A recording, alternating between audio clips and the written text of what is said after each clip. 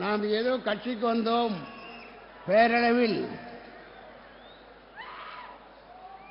மற்ற அளவுக்கு நடத்துவதற்கு நாம் வரவில்லை.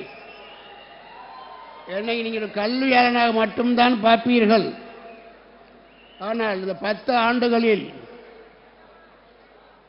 650 கோடி அளவில் மருத்துவத்திற்காகவும் கல்விக்காகவும் செலவிட்டிருக்கிறோம். எவ்வளவு? 650 கோடி. அதில் 37,000 பேருக்கு கல்வி உதவி, 6 லட்சம் பேருக்கு மருத்துவ உதவி.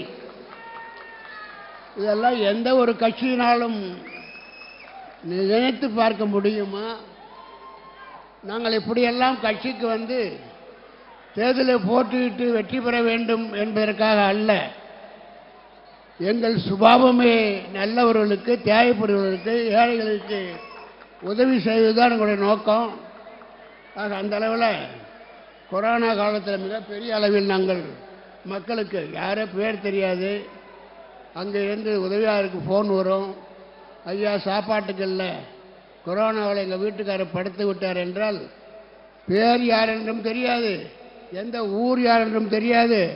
உடனே அன்றைக்கு அவர் வறுமையை போக்க 2000மோ 3000மோ ஃபோன் பண்ண அத்தனை பேருக்கு கொடுத்துருக்கோம்.